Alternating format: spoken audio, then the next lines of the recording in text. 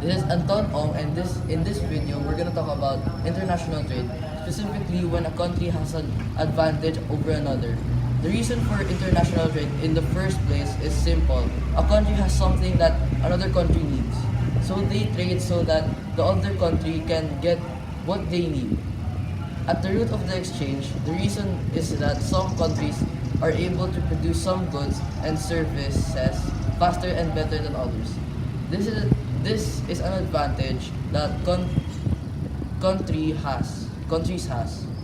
When it comes down to the details, advantages came can come into many forms, and it would be too tiresome to talk about them all.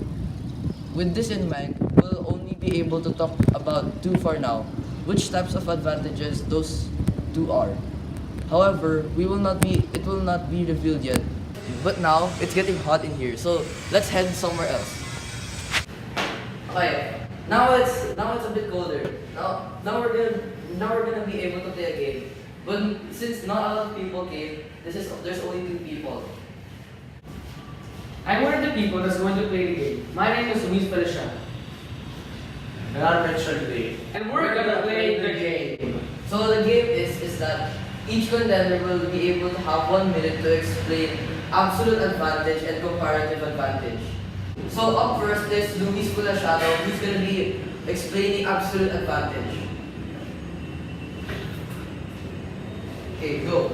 Okay, so absolute advantage in terms of like international trade is basically when a country, in respect of a certain resource, can like make more of a certain good than another. Like, for example, let's have China and the Philippines, and the basis is high. In like 1 year, China can create 100 like tons of silk, or in Philippines can only create like 30. China will have the absolute advantage.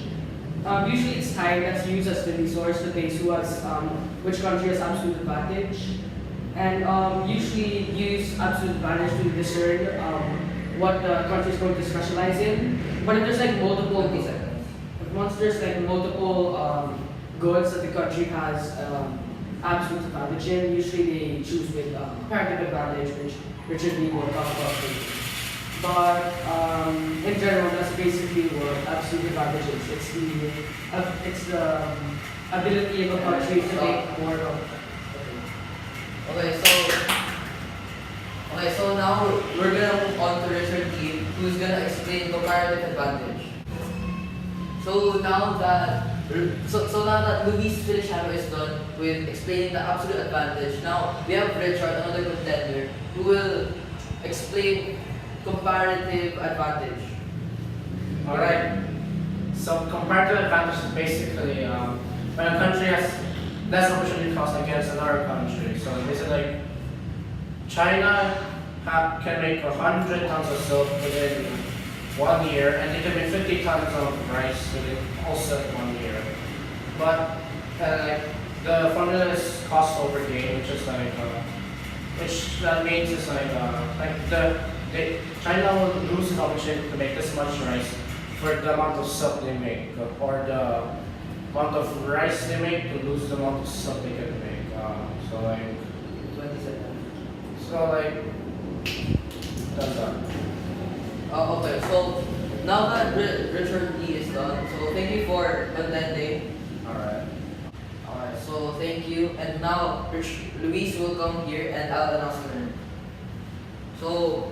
So they both was able to say a good debate, but now since it's a game that we need to say a winner. So I think the winner should be Luis Feliciano. So I think that Luis Feliciano should win this tournament, this game, because that he was able to give more examples and was able to give more samples than Richard here. So sorry. Now I'm here. So hope you like and subscribe, and see you next time on Group 6 of 9G. Thank you and thanks for watching.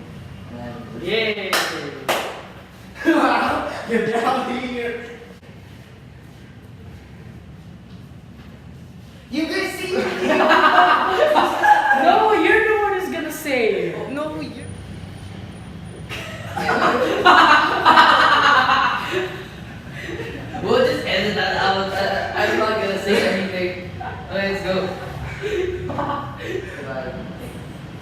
Good, good, game.